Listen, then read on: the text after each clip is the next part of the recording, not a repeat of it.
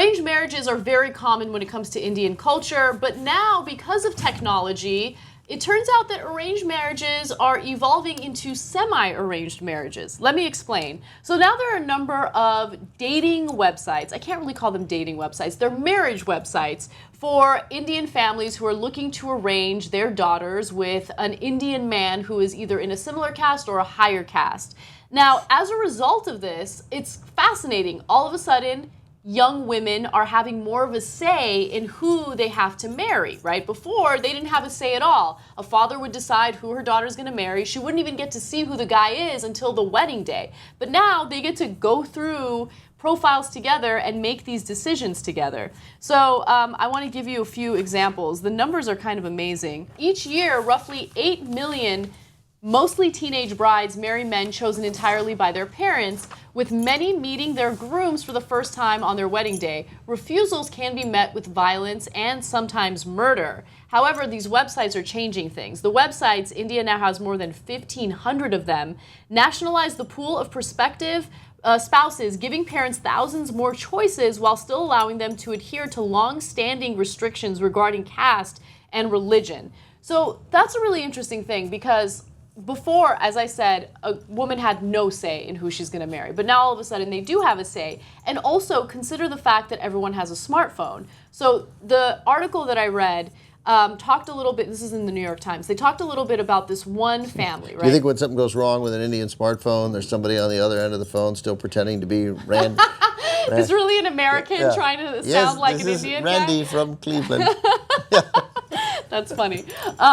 So what happens is, like, let's say they're on a dating profile and the woman likes someone that the father's not in favor of. She can, like, contact that person and then start calling him and meeting up with him through her smartphone. So the family that was profiled in the New York Times piece did that. The girl kind of went against her father's wishes and started dating this guy that she met through the dating site, or the marriage site. They don't get to date. That's the part that drives me crazy. No, look, I mean, again, it's marginally better. It's maybe significantly better, but it's still so bizarre.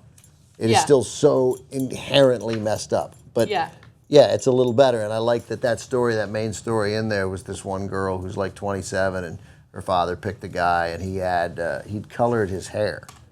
Yeah. He had like different colors in his hair, and she was like, no. He had streaks in his hair. He had streaks in his hair. Yeah. And so then I took that to mean coloring. Maybe they were natural streaks in his hair. No. He colors hair, right? Most people don't have natural streaks. Okay, so he colored his hair, and she was like, I don't think so, Dad.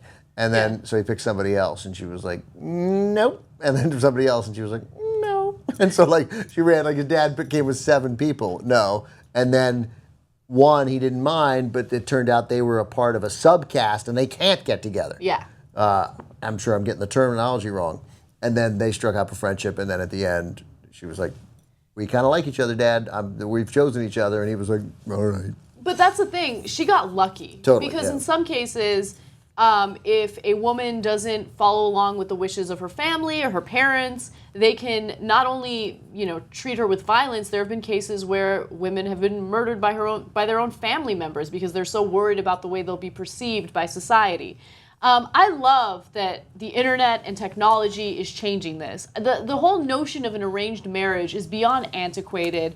In my eyes, beyond cruel. Some women are still in favor of it. And if you're in favor of it, do you, boo, right? It's totally fine. But I would argue that the vast majority of women would like to meet the guy that they're going to marry before the wedding day.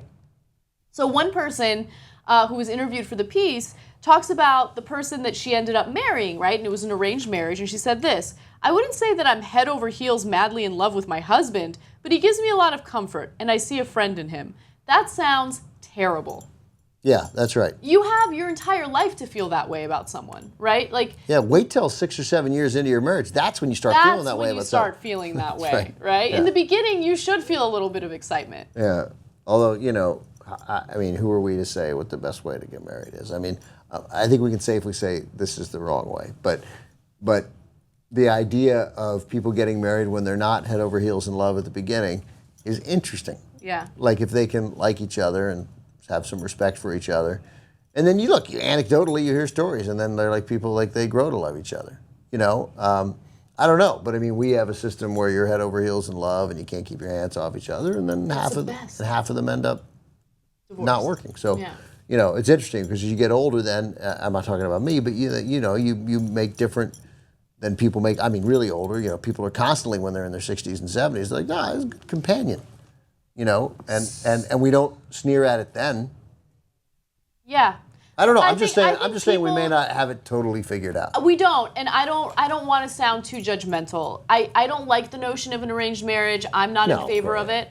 But the one thing that I will say depends on really is that who's arranging. Right. That's a good point. Like a really good party planner arranging it, maybe. Yeah, like a PR agent who knows what she's doing. This will look really good for you. Right. Okay, it'll really like skyrocket your career.